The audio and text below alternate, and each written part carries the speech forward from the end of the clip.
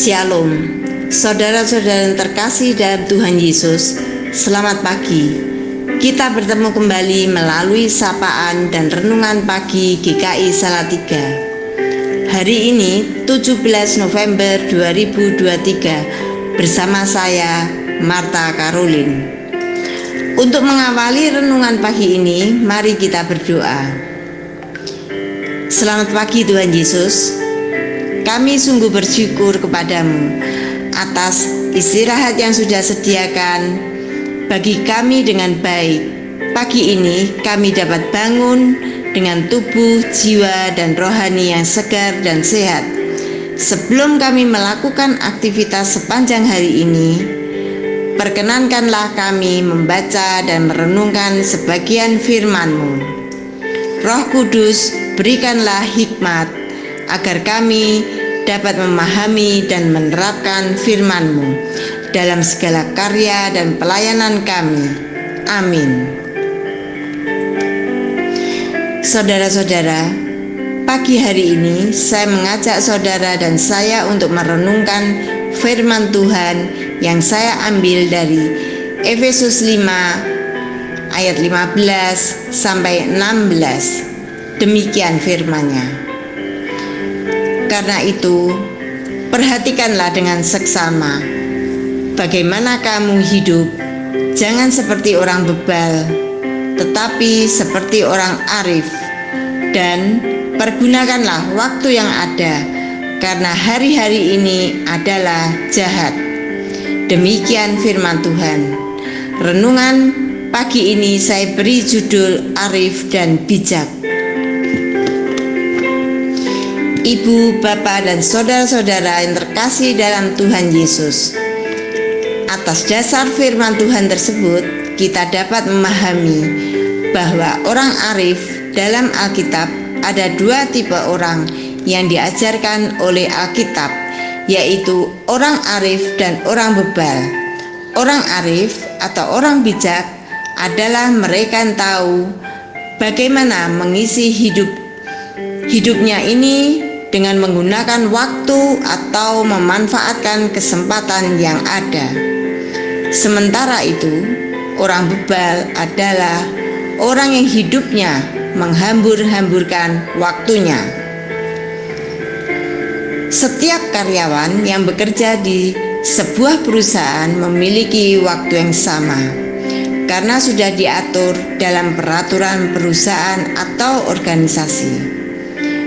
Pada umumnya, para karyawan bekerja mulai jam 8 sampai jam 16. Kemudian ada kesempatan istirahat selama 1 jam, antara jam 12 hingga jam 13. Waktu yang sudah ditetapkan tersebut harus dipatuhi oleh setiap karyawan yang ada di dalam perusahaan atau organisasi tersebut.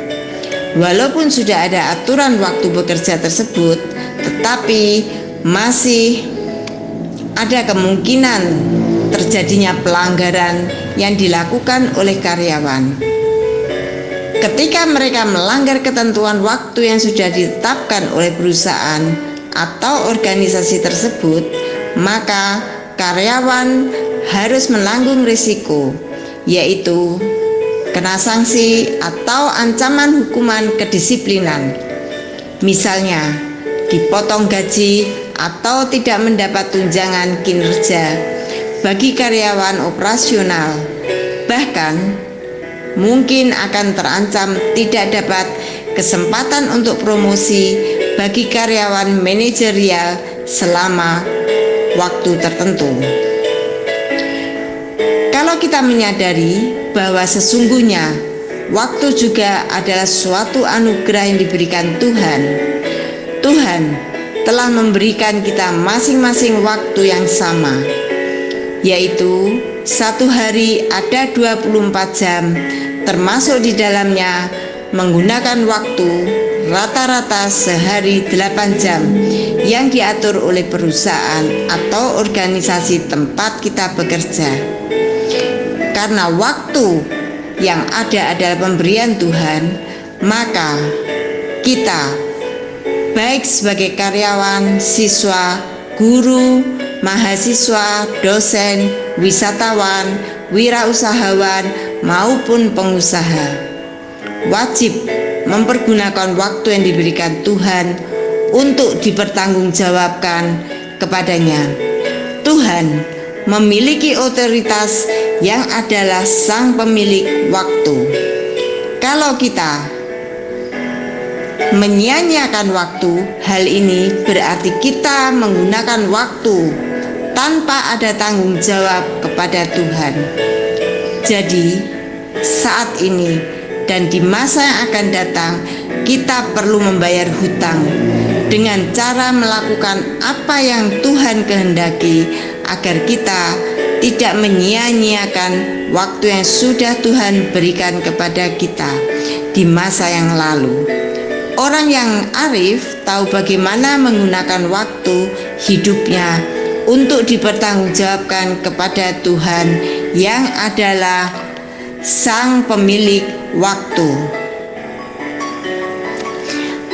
Mari kita menjalani hidup menjadi orang yang arif, tidak seperti orang bebal. Tuhan Yesus memberkati kita dalam segala hal. Amin. Mari kita berdoa. Terima kasih Tuhan Yesus atas firman-Mu yang telah mengingatkan kepada kami untuk menjadi arif dan bijak dalam memanfaatkan waktu yang sudah Tuhan berikan kepada kami. Kiranya Tuhan Yesus berdaulat atas diri kami sebagai umat pilihan-Mu untuk menggunakan waktu dengan lebih produktif, sehingga kami selalu bersandar atas otoritas yang Tuhan Yesus nyatakan dalam kehidupan kami. Di dalam nama Tuhan Yesus kami berdoa dan mengucap syukur. Amin. Selamat pagi saudara-saudara, selamat beraktivitas. Tuhan Yesus memberkati kita.